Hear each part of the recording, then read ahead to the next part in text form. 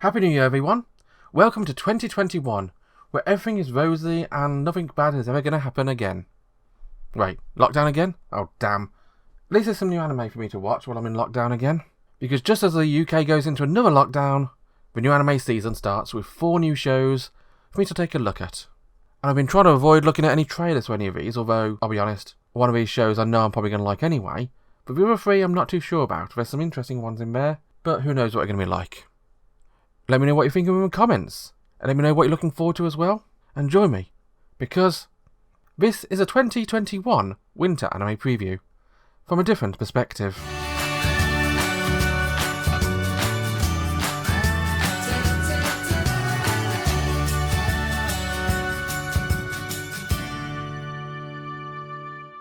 Starting us off in the way we should mean to go on this season is Gekidol, Gekidol. I'm not quite sure how to pronounce it. There's an anime series about... Well, actually it's not an anime series about idols. It's an anime series about a theatre troupe called Alice in Project. A theatre troupe which apparently exists in real life. Created for this anime on one of those manufactured type things. I've done a few things together. Most notably the Alice in Deadly School project, which aired alongside this one on New Year's in Japan as a special. It's actually the OVA episode, unrelated to the main story. I'm not really going to be reviewing that. Needless to say, it's kind of like School Live, just a single OVA episode. And it's not bad actually. I kind of enjoyed it, which is surprising for me. I'm not a big fan of zombie shows. Probably because it's mostly about the characters, not the actual zombies themselves and the threat they pose. But anyway, the main character of Gekidol is Seira Moreno, a relatively normal girl who doesn't really know what to do with her life until one day she visits a theatre.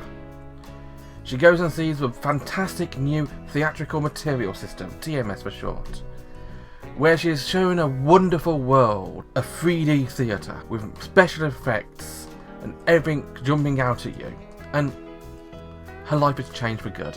Not that she knows that to begin with, because even though her life has changed for good, she still goes through emotions of her day-to-day life, meeting up with some, I'll say friends, acquaintances more like I'd say, although Makoto, her rich friend, is very cute, if a bit possessive, until one day she's basically accosted by a very attractive lady on the street, handing out invitations for the Alice in Project theatre troupe. And I should mention that the main actress in the show which she saw with the TMS the other day started in AIP. Of course, Seira's really interested, and wouldn't you be? And so she sheepishly goes along to do it, and we learn that she's got a superpower. Well, not really a superpower, sort of like a special acting power. She's able to remember and recall things she's seen before, although when she gets bits she's not seen, she's a blubbering mess. This girl's got talent, she can go far. If you shine that pebble, it's going to turn into gold. Well, that's what the troupe thinks anyway, since they want to recruit her. Now, Gekidol it's not an idol show. And that's going to confuse a lot of people, because with a name like Gekidol, you'd expect it to be an idol show. The name, Gekidol, is an idol show about a PlayStation 1 era gecko. Wait, no, that's not right. But apparently the name actually comes from a combination of theatre, anime, and idol. I don't speak Japanese, so I don't know how that works, but that's how it's made up in terms of a name. It's clearly going to be about Seira learning to be an actress, a troupe member. There seems to be some extra stuff going on, like a robot with cameras in her eyes, who is clearly there to poach interesting talent away from other troops. And loads of backstory going on there. I'm sure we're going to learn about Kaoru's interest in history and why she's on crutches now. And that's going to come in later episodes. There also appears to be a giant hole in Tokyo. No idea why there's a giant hole in Tokyo, but there is. Supernatural stuff. Probably something to do with acting. All in all, Gekidol has enough going for it, but I'm interested in seeing more of it. And I will be honest, if I did random one-shot snippets like we did with the Alice in Dead School, I'll probably watch those too, since that was actually pretty damn decent. If you are interested in watching Gekidol, you can find it airing over at Funimation. I can always tell how much I'm interested in anime by how much I write down watching the episode, and how many crib notes I have to go through when I'm talking about the anime for a preview guide. As such is the case with Suppose the Kid from Last Dungeon Boonies moved to a starter town, an anime with a title as long as you like. And the anime title gives you the basic premise of it as well, because Lloyd Belladonna is a weak kid who lives a weak life in his hometown. His hometown just happens to be the town before the final dungeon in an RPG world. He goes out and gets completely and utterly beat up by cute little bunnies. He can't hurt them at all. Except those cute little bunnies have huge amounts of hit points, huge amounts of stats, and can basically one-shot a starting out hero with just a wink and a smile. But he's got a dream. He wants to be helpful. He wants to be a guard. And so in order to enter a guard exam and become a guard and go to guard school, no idea what that's about, he moves to a big city. A big city which just happens to be the starter city. You're going to basically just be one-shotting all the little monsters which are surrounding the town by realising you're so strong. And so he moves to this starter town and moves in with Marie, a cute, mature witch who is initially a bit hesitant to have a cute kid running around with rebuilding because she's a super powerful witch.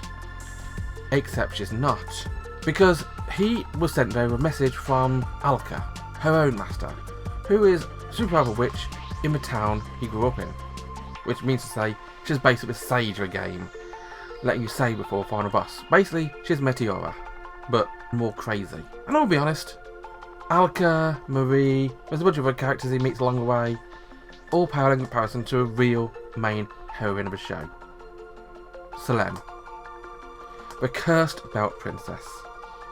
Now Selene was born and given an absurdly powerful curse that she has to wear horrible belts all over her head for the rest of her life. And so she's always seen as a bit of a weirdo, a bit of a shy, shut-in character, until he just basically accidentally removes the curse with his handkerchief he uses to clean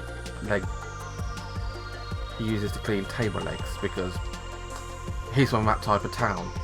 And so he cures her, and she falls madly and utterly in love with him. Well, who wouldn't you? You've been cursed all your life and suddenly the hero comes in and saves your day because she's both hot, shy, cute, and I'll be honest, she's several belts beyond the line when it comes to being batshit insane as well. She's got yandere written all over her, but you know what, I don't care. She's easily the best character of the anime. Now, Kid from Last Dungeon is very much a fantasy comedy harem type of show. Super powerful guy, girls falling over heels to get close to him. What's not to love? Well, a lot of people hate this show because it's that type of show. I don't care, I like it. I'm going to recommend this one. If you like cute harem comedies, if you like weird fantasy RPG type shows which don't take themselves so seriously, you're going to like this one.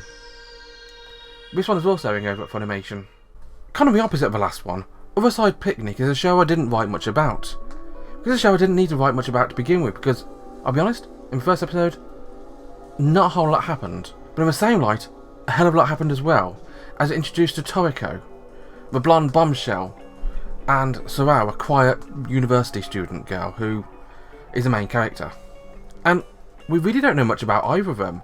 We know Sorao's a university student, we know Toriko's blonde and she has a gun for some reason, and we know they met in the other side. What the other side is, we're not actually told during this episode. We just know it's another world with weird creatures. People turn mad in the other side. There's danger, there's weird white creatures which attack you called Wiggle Waggles, or that's what Sorao called them anyway. But all in all, it's just a soft, gentle, I didn't expect me to say that, show about Sorao and Toriko hitting off on each other. Because there's definitely chemistry between Sorao and Toriko, because you may have guessed this from the pictures I've been showing up there. This is very much a Yuri type show. It's more about the girls' relationship than it is about the other world. And there's a plot there as well. I'm interested to know where it goes. But Otherside Picnic is more about relationship than it is about the world itself. There's a whole lot of mystery about that world. Why that world exists? What is it? What are the creatures? Why can they go there? What are those weird little mirror boxes they get by killing the Wiggle Waggles? And why does somebody want to buy them for a lot of money? All in all, there's a lot of mystery going on here, and there's a whole lot. There's not a whole lot of explanation or exposition about it. This is going to be a slow burner series. The characters are as interesting to watch as Sorao and Toriko are, but I'm all for it. This one is also airing over Funimation. I think that's a bit of horseplay for one day, don't you? No, actually I don't, because it's time for Umamusume 2.